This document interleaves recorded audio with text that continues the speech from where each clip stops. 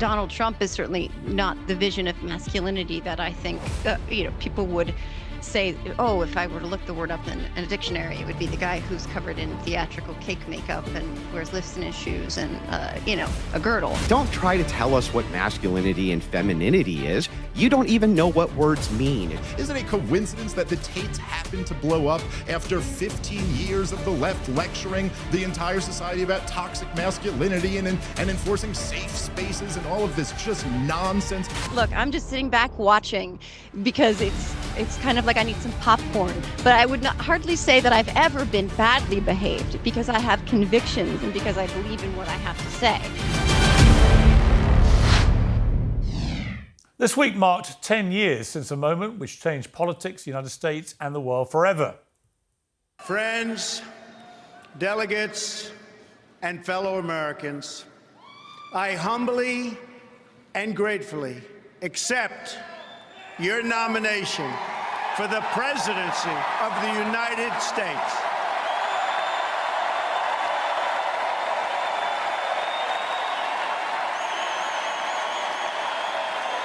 USA, USA, USA, USA.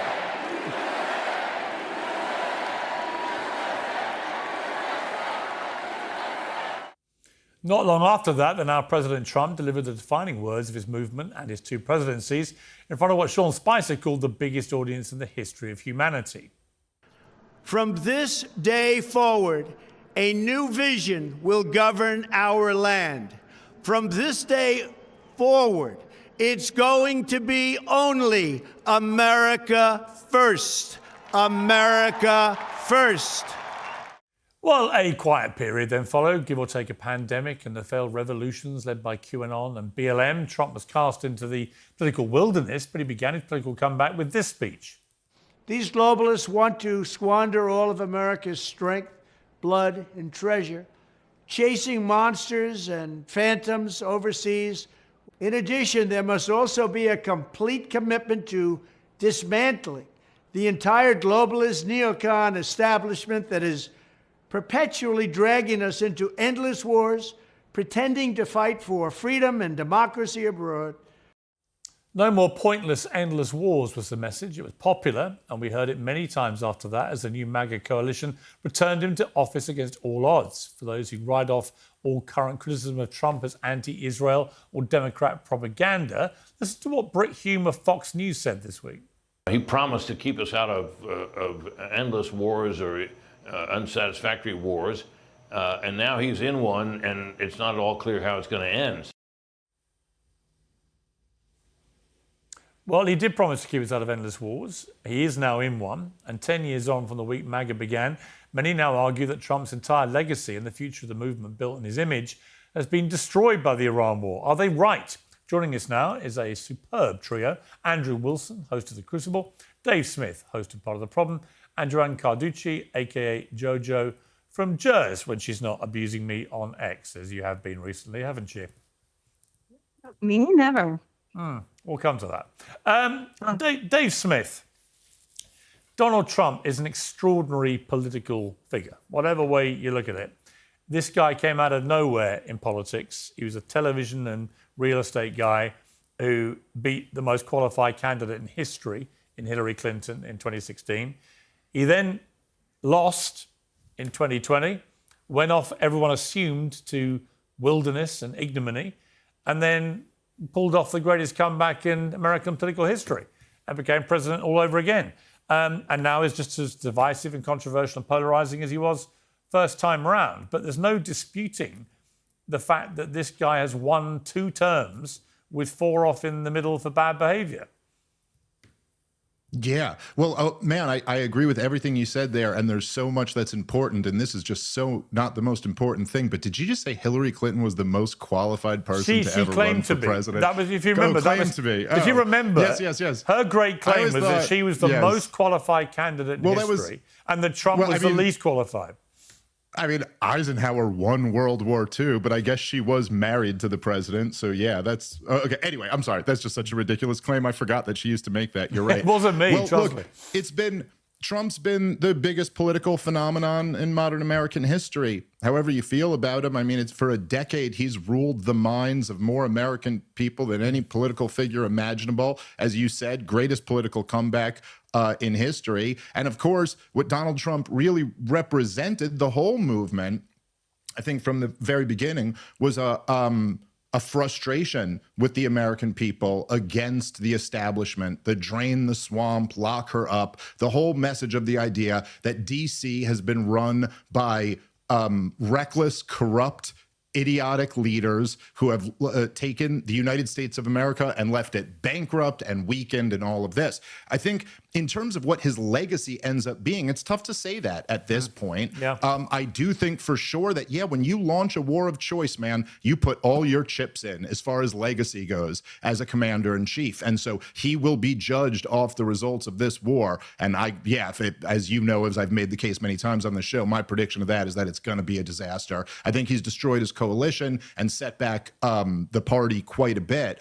But ultimately, in some ways, Donald Trump's going to be judged by what the long-term change of his administration was. And I got to say, from my perspective, I think while he did revolutionize American political culture and in many ways American political media, I don't think he revolutionized at all the American system of government. And for the last 25 years, we've had an experiment, the biggest experiment in human history, in big government spending, artificially low interest rates, and printing money. We've printed more money in the last 15 years than have ever been printed in history and spent more money from the federal government. In that same period of time, we've had record high levels of immigration. That really hasn't changed over the last 10 years. It's only gotten worse. Andrew Wilson, you posted, I've always said I don't support the war, but still support Trump. Now, of course, Trump refuses to call it a war because if it was a war, he'd have to get congressional approval for it. And American presidents don't tend to do that. So you haven't officially had a war since World War II, I think. But notwithstanding that, how big a threat to Trump's overall legacy could this Iran war end up being? Oh, it could ruin him. I mean, what Smith says is essentially correct. The idea that now he's being compared with Jimmy Carter when he had been ripping Carter to pieces, especially in his first term, I think bodes very, very poorly for him. I do agree that it has divided his base substantially, and it's weakened him as a president, this particular conflict. I don't think that it was ultimately a good idea, and he should move back to domestic issues if he doesn't want this to completely corrupt his entire political ideology and the America First messaging. You know, Jojo, welcome back to Uncensored. We'll come to your thoughts on me a little later, but your thoughts on Trump. You know, the problem for me looking at all this is that the Democrats have spent 10 years, as Dave said, you know, he's been this huge figure for 10 years. And they've spent 10 years screaming about how awful he is. He's a Nazi, he's Hitler, he's a fascist, he's this, he's that. And yet, after 4 years without Trump, the American people, in bigger numbers, voted for him to come back. And that's not just a positive for Trump and his powers of recovery and amazing comeback and so on. It's a damning repudiation of the other side, your side, right? Who just allowed this to happen, in my estimation. And when I look at the political arena now on the left, I'm like, well, where is the person that's actually going to see off Trump or Trumpism? I don't see that person yet. I don't see the new Clinton, Bill Clinton, the new Obama, the new Democrat liberal rock star who's going to come along and go, you know what? Forget talking about this guy. I'm the future. Vote for me. This is part of the problem for the left. I don't disagree with you in terms of what happened in 2024. But I will say that we do have quite a deep bench when it comes to potential candidates for 2028. John Ossoff is just one. We have Chris Murphy is another. I mean, the list is really long in terms of how many people I think will be standing up and meeting this moment. I think the Democrats have a real challenge of threading the needle in opposing Trump, standing up to Trump, criticizing Trump, and showing the American people that they actually have something to offer as well. I think that's one of the big mistakes that we made in 2024.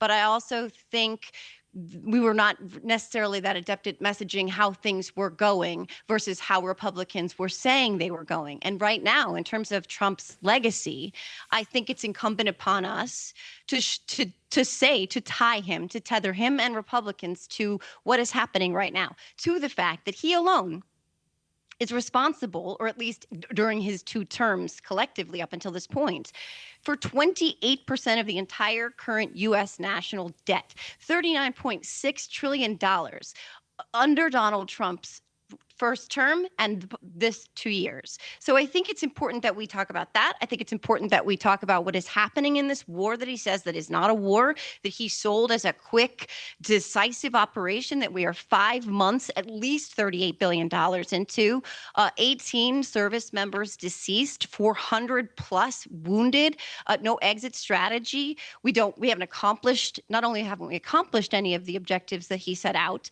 but we've actually given Iran essentially control over the Strait of Hormuz. Gas is $4 a gallon again. I think the Democrats need to manage to thread the needle where they talk about what he has done and is doing to our country, his legacy, that is also economic, that this protracted war, and what we offer the American people, because that's what's missing. Okay, I mean, Dave Smith, I felt from day one of this war it was a massive miscalculation, and at best a terrible misjudgment based on, I think, the persuasive powers of Benjamin Netanyahu and the head of Mossad to buy into a sequence of events which just hasn't materialized. And that if Trump had his time again, as we can see from the current distancing with Netanyahu, that he probably wouldn't have gone into it. It's interesting. I mean, Jojo said about the war, they've lost everything militarily, and they were able to kill our heroes because this fucking sociopath, Trump, doesn't have a goddamn care in the world about how many of our troops die in his illegal for personal profit bullshit war. Now, I would say that is a mischaracterization. Correct me if you think I'm wrong. Whenever I've talked to Trump, publicly or privately, he's always wanted to avoid death in combat. And he has been very perturbed by the enormous number of deaths, for example, in the Ukraine war. Right, and he talks about it a lot privately, right? How many young men are getting killed on a daily basis on the front line there. I don't think he doesn't care about the lives of American forces. I think he genuinely has always viewed Iran as a massive threat, and he got traduced by Netanyahu into believing this was the right moment and the sequence of events the Israelis put forward would happen. In other words, it was a terrible mistake. He shouldn't have done it. An appalling error of judgment to trust what he was being told and sold. But ultimately, I don't think it was the actions of someone who doesn't care about the lives of American servicemen. I think where he's got himself is that, unfortunately, he doesn't know how to get out of this now. And so more and more servicemen are getting pulled in and getting killed. And I don't know if he knows an exit route for this. Yeah. Well, I don't know if you're asking to speculate what's in his heart or how much he cares about every one of these 19-year-olds who he's gotten killed. I don't know. It is true that he certainly tried to resist conflicts, including this conflict, in his first term. And the exact same factions were trying to pull him into this war and trying to pressure him into it in his first term. And he resisted. If you remember, after the Iranians shot down the drone, after the Soleimani strike, there were lots of pressures to get into it, and he resisted those. And he resisted even in the 12-day war, took the first off-ramp that he got. Now, I understand what you're saying, Piers, here, and me and you read the same news, but there is like this big question mark in the narrative here, which is that how exactly was Donald Trump persuaded when obviously he should have known, as everyone in this town would know, that Netanyahu is just trying to get you into this thing because what he wants is a regime change or a regime collapse, and that he's going to say whatever he can to try to lure you into this thing. And then, of course, Piers, if we're to trust the New York Times reporting, nobody in Trump's own government went along with this and backed it up. And nobody in his intelligence, of course, nobody was saying it's a slam dunk that you can get a regime change through the air with no ground forces. I'm not sure that's ever been done in military history. And so, yeah, it's kind of a crazy idea that he got tricked into this by the Israelis. I suppose that's possible after Venezuela. The bottom line here, Piers, is this. He launched the war.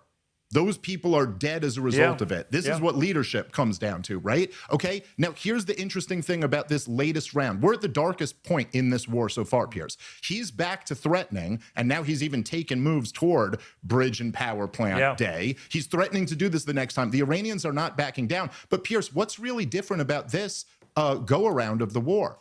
Last week, in his walk down, he walked away from all of the original war aims, Piers. Every last reason that we supposedly were fighting this war. He backed off of the first point in the Memorandum of Understanding is that there'll be a ceasefire in Hezbollah. So we're not saying they can't fund their terrorist proxies. He walked away from ballistic missiles. He walked away from the nuclear dust. He walked away from zero enrichment. He walked away from the whole thing. We're just fighting over the Strait and Lebanon now, two issues that didn't exist before the war. I mean, I'm sorry, 5 months into it, if that's not a disaster, I don't know what is. Yeah, I mean, Andrew, you know, it is a disaster, isn't it? I mean, I don't see how Trump can extricate any kind of legitimate victory here, do you? No. I don't. This has not been a good foreign policy decision for the Trump administration. I not only concede that that's true, but never thought it was a great idea. I think that I would disagree with Dave, and I guess a nuanced way, that I think that Trump became very overly reliant on his very decisive military victories that he did have, that were always very limited, very quick, mission accomplished, he was out, and then he could brag. This is altogether a different situation. So no, I don't think that this is good for the administration. I wish that they would focus back on domestic policies, as Democrats have nothing at all to offer. Nobody's excited about any Democrat candidates. That's where the war should be being fought, is domestically. Okay, Jojo, I mean, look, if you compare Trump's war record over 2 terms with Obama, you would compare it quite favorably. I mean, yes, it is appalling that 18 servicemen lost their lives, but actually over Trump's 2 terms, you know, fewer people have died serving their country for the United States in combat than pretty much under any president in modern times. So this is not like he's a natural warmonger. Why would you think he doesn't care about troops dying? I mean, I know for a fact he calls the families of everyone who dies. Well, I also know for a fact that in the first term, he was on a call with a widow who had recently lost her husband. And the words that she said he used were that her husband had known what he signed up for. So I also know that he's skipped 5 dignified transfers over the course of his 2 terms. 4 troops who died in Lithuania. He was at an event, I believe, for Live Golf at Mar-a-Lago instead. And he skipped the dignified transfer from 1 soldier who was killed in relationship to this illegal war in Iran. I don't have any metric to point to that tells me that Donald Trump cares about any loss of life. I mean, we could talk about COVID and the fact that while 1,000 Americans were dying a day, he said to Jonathan Swan that it is what it is.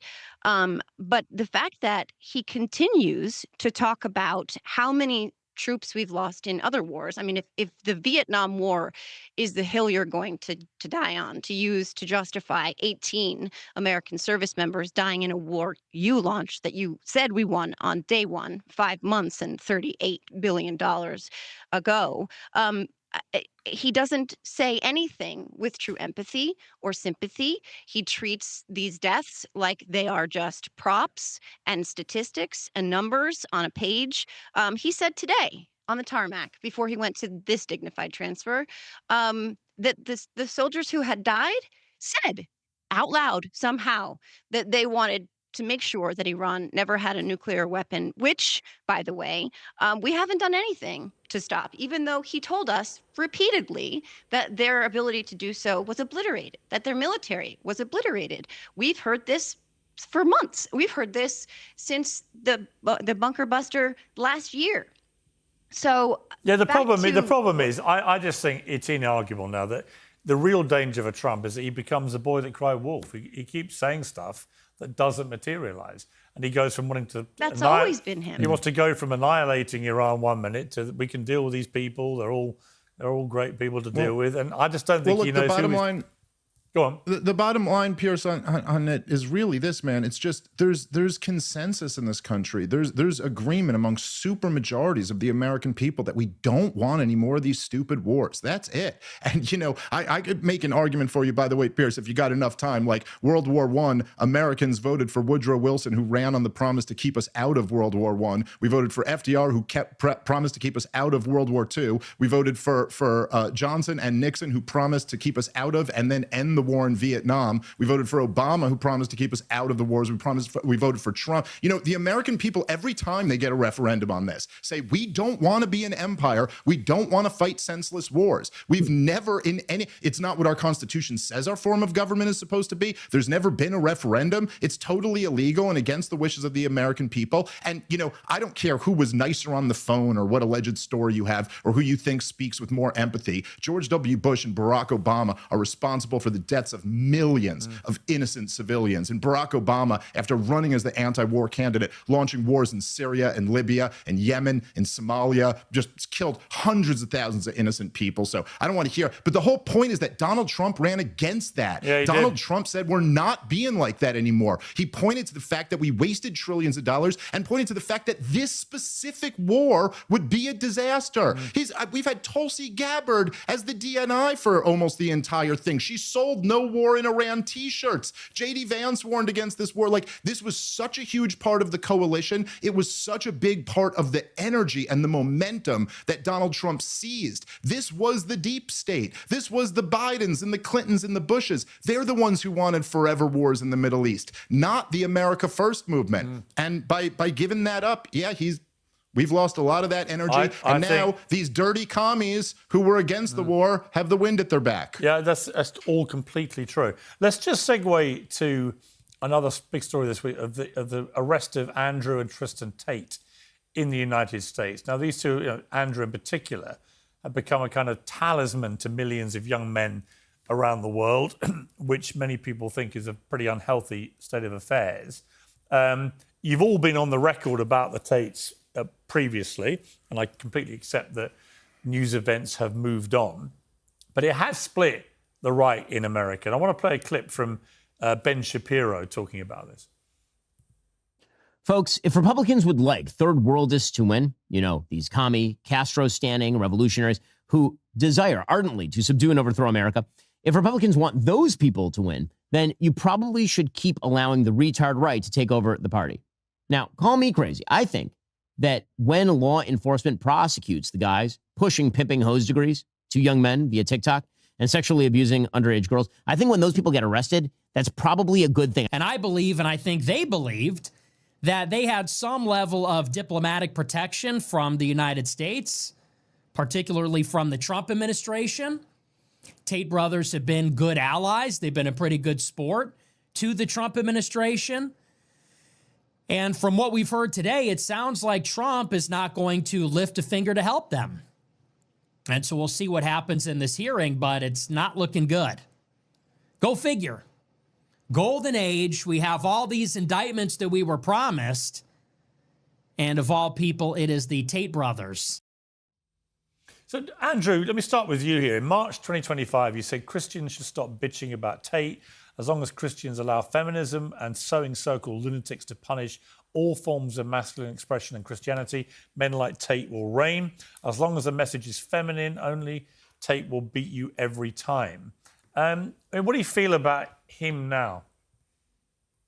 I mean, it's still true. There's nothing that I said there that was false. As long as it's the case that masculinity is punished, you're going to see men who say that it's okay to have traditional masculine capabilities.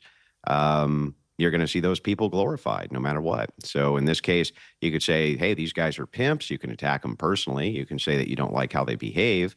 But what's never really attacked is the messaging. And if the messaging was attacked, I think that leftists and feminists would have a much better time. But nobody really attacks the messaging. They just attack the people. And it's like throwing the Tates in jail isn't going to change the fact that having a pro-masculine message is a good idea. And it's something that the right wing needed desperately. And it's something that Christian ethicists need to focus on as well. It's okay to be a man. It's okay to be masculine. I agree about the attacks on masculinity. And I think that's part of the reason for the rise of people like the Tates. However, they were brazenly misogynist in open sight, right? They didn't hide it. They spoke in a revolting way about women. They wanted women to stay at home, have no vote, have no job, blah, blah, blah, blah, blah. This was all being done in plain view. They were quite proud of it. And I was surprised how many on the conservative right, the Christian conservative right in particular, were prepared to kind of tolerate that. There's overlap between ideology. So Christian right wingers who are part of traditional churches, those are patriarchal churches. So you have overlap in some cases with the ideology. So of course, some of them are like, hey, look, I don't agree with the pimping. I don't agree with the various things that these people do. But some of the messaging I do agree with. And the fact that men are latching on to that messaging opens the door for Christian ethicists to come in and say, hey, look, masculinity is okay. The pimping part's not okay. The prostituting women out's not okay. But the masculinity aspect of it and the patriarchal aspect of it under the true church is perfectly acceptable. That's why so many Roman Catholics, Orthodox, and high church Protestants were able to kind of latch onto that message inside the manosphere and start turning the tide towards the Christian ethics and away from the OnlyFans and pimping and prostitution, et cetera. Jojo, you said if you're getting your facts from Andrew Tate, congratulations, you're an idiot, an asshole, and also very likely an incel, and you need to get back to your basement dwelling, raid spanking, and video gaming because the grown-ups are busy working. Now, in a way, my issue with that would be that you're targeting, I think, a lot of people who I would categorize as victims of Tate, impressionable young men who feel a bit disenfranchised, feel a bit under attack, and are gravitated to people who have a rhetoric and a style of delivering it, which is a lot of the time quite empowering. Get fit, get mentally strong, want to do this, want to succeed, but nothing wrong with any of that. But then they have this nefarious side to them. And just how nefarious we're going to discover when they're finally put on trial. But is it fair of you to just demonize everyone that gravitated to them in the way that you did? I don't think it's unfair for me to demonize the Tates, but I also think that we have a conflation of what the word masculinity means, right? I mean, again, Andrew Tate was arrested in pedal pushers and a purple shirt with his chest hanging out. I mean, the whole thing has been memed a million times. But, Donald Trump is certainly not the vision of masculinity that I think, people would say, oh, if I were to look the word up in a dictionary, it would be the guy who's covered in theatrical cake makeup and wears lifts in his shoes and, a girdle.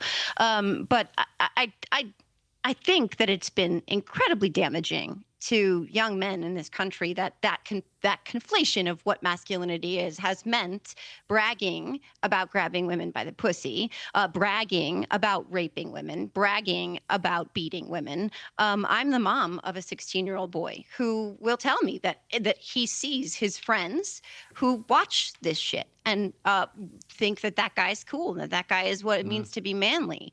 I think that's a bigger referendum on what's happening in our culture as a whole. Like, again, as I said, as a mom of a 16-year-old son who went through the pandemic, I would say that the video games, that he, was isolated with his friends, that they were playing, games like, what's the one that they all play? I can't think of it, where the instantaneous gratification, so that they weren't having, conversations with people face to face, those kinds of things that are crucial to their development, they were missing. And these guys came in and filled that void. But I would say that if at any point, you're somebody who's looking at the Tates and saying, yeah, that's what it means to be a man, then you're confused to say the very least. And something else is missing in your life that you're trying to fill with this manufactured idea of what it is to be a man. Yeah, Okay. so this is, if you want talking about conflation, right, conflating messaging, this is a woman who said that Charlie Kirk was the king of the incels, right? Yeah, so see, this talk is what's about, so fun, right? Talk Dude, about such a don't good know point. what words, talk about what don't know what words mean, right? A guy married to former model, right? who has children is king of the incels. It's like, give me a break. That's one. She also said that he was That's the exactly head. what happened. Hang Charlie on, Kirk hang on, went hang on, onto hang on, hang on. college I didn't interrupt campuses. you. I didn't All right, interrupt you okay, once. you're right. I'll I let didn't you interrupt finish, and then once. I'll respond. So he also said that he's the king of Hitler Youth, right? At TV USA. They don't know what words mean. And so here she's going to pretend that suddenly she knows what the word masculinity means. Masculinity is set and enriched through virtue ethics and the idea of the virtues around the male and the idea of virtues around the feminine. That's how we even know what femininity is, what masculinity is. There's some parts of Tate's message that I agree with you are really, really poor when it comes to that. But there's other parts of his message that weren't very poor when it comes to that. So don't try to tell us what masculinity and femininity is. You don't even know what words mean. If you're going to call a guy like Charlie Kirk the king of the incels, you don't even know what words mean. Okay. Well, can I point out? Was married does not mean that Charlie Dave, Kirk. I'll come to you in 1 sec. Because Charlie Kirk was married to Erica Kirk, who, by the way, may or may not have been introduced to him by Donald Trump. Because she worked for Donald Trump before she met Charlie Kirk. What? So what? Yes. So well, what? Well, there's lots of speculation as to how that all came to pass. But to say that Charlie Kirk was the king of the incels is not a referendum on Charlie Kirk's choices in his life. Charlie Kirk went to college campuses with Turning Point and courted young men who were incels. They were voluntarily celibate. They What? believe. What? What are you talking about? Just making stuff up? No, Charlie You're Kirk just went on making college stuff up? campuses and he found a bunch of young guys who didn't know where they belonged, right? They didn't have a group. That doesn't make them incels, though, So Joe. see That doesn't Charlie make them Kirk comes in there and incels. he fills this void. And yeah, that was part of the original draw of Charlie Kirk. How does that make 100%. them incels, Joe? How would that make Because- them incels? He has a Because pro-marriage, they wanted pro-family to blame message. Get somebody married. else. They wanted to blame somebody else for the fact that they didn't have enough game to get a girl. So it was somebody You're else's just making fault it so they up. could That's find comfort, not but TPUSA's You're just- message or yeah, Charlie this Kirk's is message. so- What are I you don't know. talking It's about? I'm always- saying And by that the was way, hang on. exclusively his Let me message. I'm just tie saying that this was off. part of the appeal. Well, let me that bring was in. part Let me of bring it. very in. quickly. Let me bring in No, Dave. you have- says no Charlie hang on. Kirk fan ever. It's always like the liberals have to say this was his appeal, but you're not a fan of his, and no fan of his has ever once said that was the appeal. But anyway, can I Of just course say, not. So you on think the a guy's message of going the to be tape- like, well, oh here's- yeah, one I like second. Charlie Hang on, let Kirk. Dave Can you speak, explain please. why I couldn't get laid? Let Dave speak. No, of course not. But also, I think you just saying it is pretty ridiculous too, and I don't think anyone actually feels that way. Anyway, I think with Andrew Tate, the thing that's kind of interesting here, and I think particularly from the perspective of, say, like me and Andrew, is that, you know, people on the left, it's like they call everything Hitler. And then when something that looks like Hitler shows up, they go, oh my God, where did it come from? And it's like, dude, it's a direct reaction to you. It is so obviously a direct reaction to you. Is it a coincidence? Is it a coincidence that the Tates happened to blow up after 15 years of the left lecturing the entire society about toxic masculinity and enforcing safe spaces and all of this just nonsense, the excesses of the Me Too movement? It is so We're not sure what obviously men a and women counter- are, Dave. Yes. We don't know the difference between boys and girls. This is an We can't tell. overcorrection to you, and then you come around and say these things to two guys like me and Andrew, who are husbands and fathers, who are promoting more traditional family. By the way, Piers, when you said it's not the message of the Tates that women should be at home and not vote and be in the kitchen, you're getting closer to me and Andrew territory with that. Their message was like, you should put women out in front of like a webcam and sexually exploit them and this stuff that I think is just Well, I think horrible. he'd say- This I think- idea yeah, that no, you I shouldn't think- have a talk pro-marriage with your message. I think wife. Andrew Tate, He is horrible.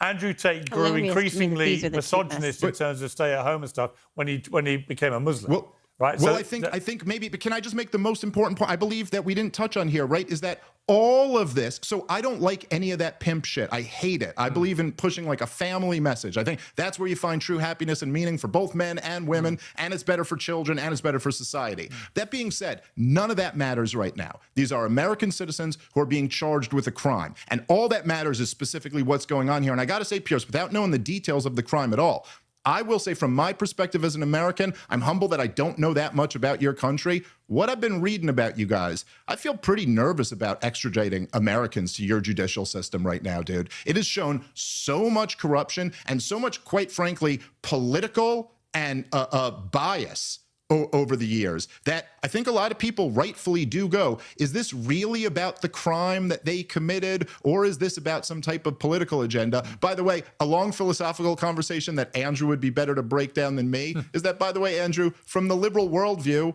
what did Tate even do that was wrong? Really? Nothing. I think it was wrong. From the progressive worldview, they endorse OnlyFans. They consider it to be empowering for women to be online prostitutes. The only time they object is if a man's involved getting a cut of the money.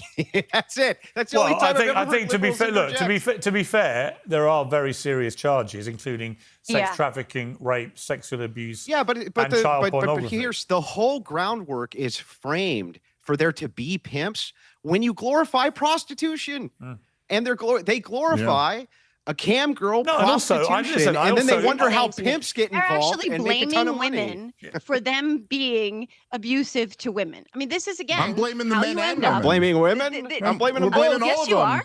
I blame the pimps and I blame the hoes. But I blame the pimps and the hoes. It's a buffet to you guys. You can pick and choose that some of the things that the Tate brothers have done have been potentially bad, but not all of it is bad. Is that how it works? Because when it comes to the accusations levied against them, they're human beings. You would think that this wouldn't. You would say this would disqualify somebody whole hog if they've been accused of the things that they have been accused of. How can you support them at all? What? Hang on. Hang on. You said I don't like everything that they do. I don't like the pimping stuff. You realize that there's going to be some things, right? Hang on. You're doing it right now. You just picked and choose things you agree with Dave Smith on. But in his overall view, you would absolutely hate him, and my view. Well, no, but you pick and war. choose the things you agree with us on. Yeah, the war. But somehow that's okay. We can agree. Yeah, exactly. That doesn't mean that I would endorse either one of you guys. Let me just pivot to something which we may all reach consensus on. I don't know. We might do. We might not. But another attack by Candace Owens this week on Erica Kirk. Let's take a listen to some of this. Have been on a wild pursuit of fame and fortune your entire life. You started doing pageants, I think we showed when you were like 12, okay? 6th grade, maybe? And you have not stopped wanting to be in the spotlight. Every person you have dated has had some degree of fame, and you saw Charlie as your ticket to more fame. And then you finally got it, in your view, when you walked out in a white pantsuit with sparklers behind you, and you sucked all of that in. That was it. That was the moment. I've got to say, Andrew, I've become increasingly disturbed by the relentless onslaught against Erica Kirk by Candace Owens. I think it's disgusting. I think it's inhumane. I think whatever you think of Erica Kirk's public appearances or interviews or whatever, she was there with their 2 young children when she saw her husband assassinated, murdered, shot dead. And to target a grieving widow in such a relentless campaign without any real evidence for any of the nonsensical theories she's putting forward, I think is actually pretty evil. What do you think?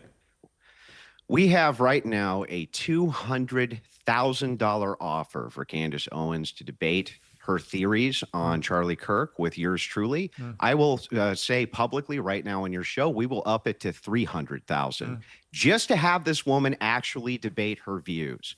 But they can't. None of them can. Not her, none of her orbiters like Baron Coleman and others. They all refuse to actually debate their views. Now you might ask, why is this the case? It's because she's the pot calling the kettle black. Imagine a woman works for PragerU, works for TPUSA, works for the, Ben Shapiro, works for all of these people, and then says, hey, this other woman over here, she's a clout chaser. It's like, give me a break. Pot calling the kettle black across the board.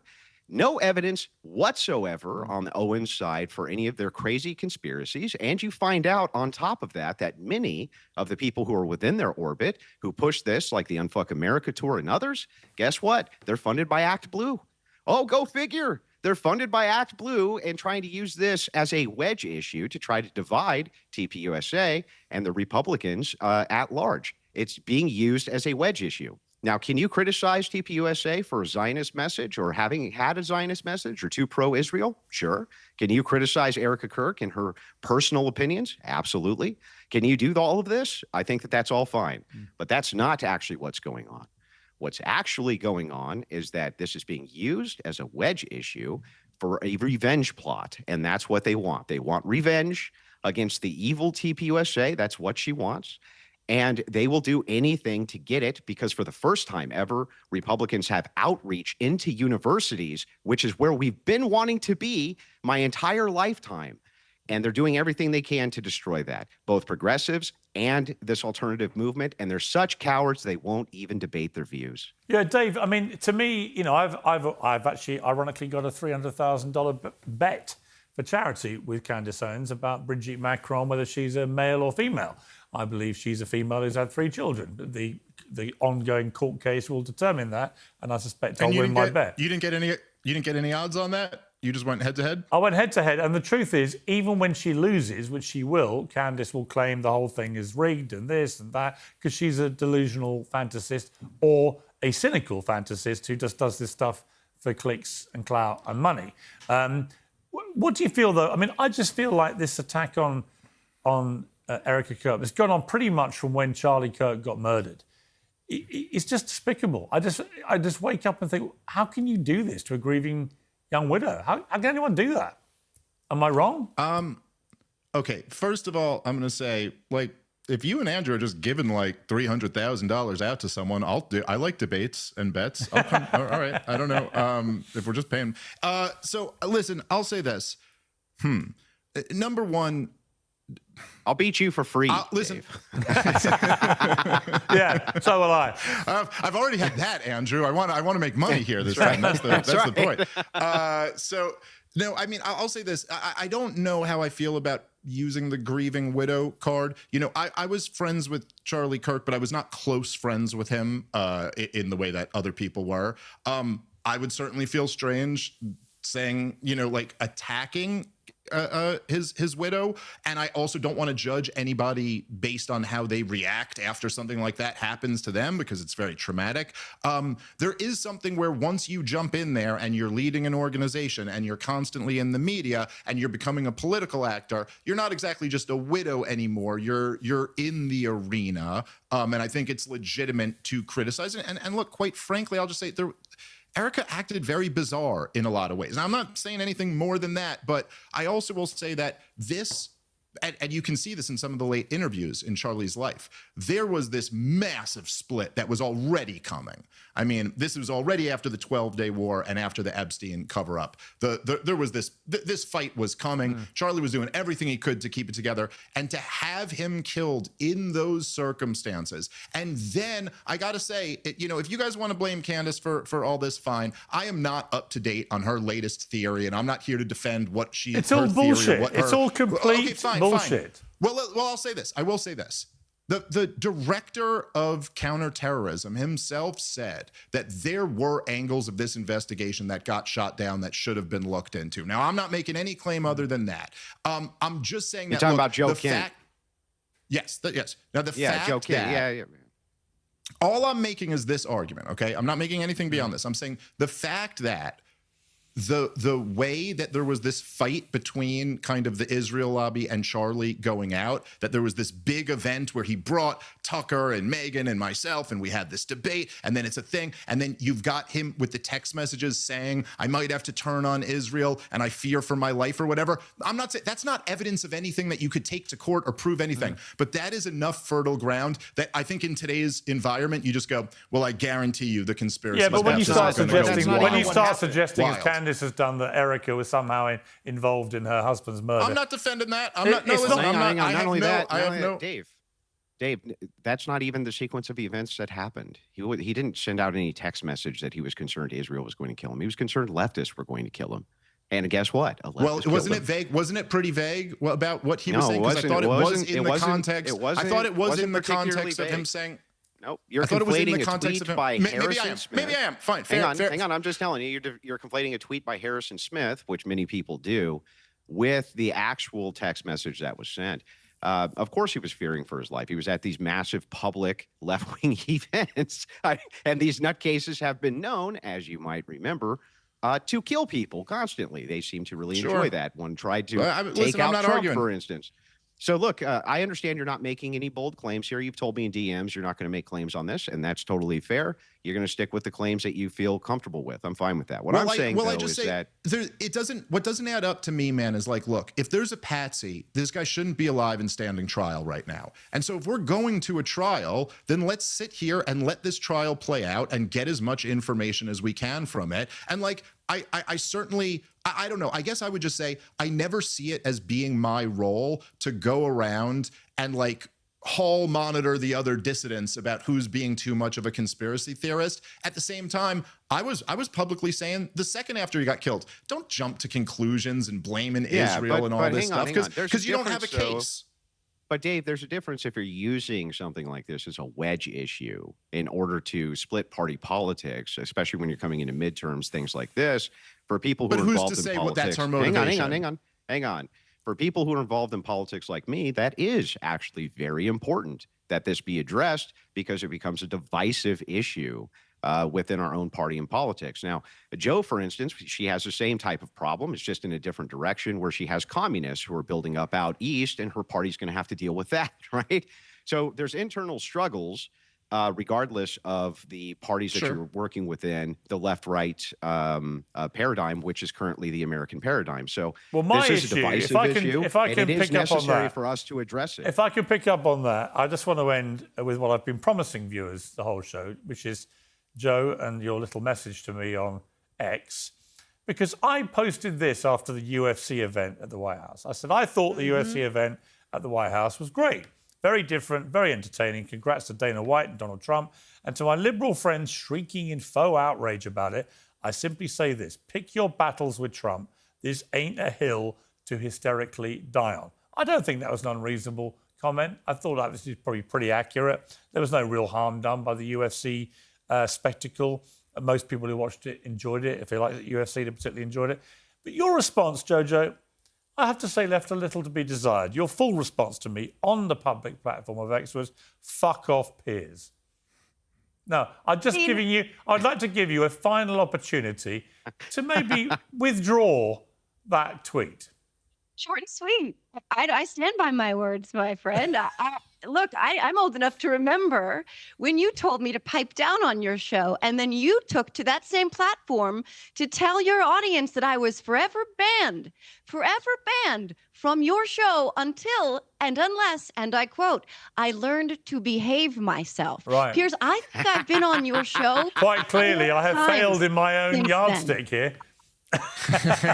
And that's not counting the 10 times I said I couldn't do your show after that because I thought he said I was banned and told me to learn to behave.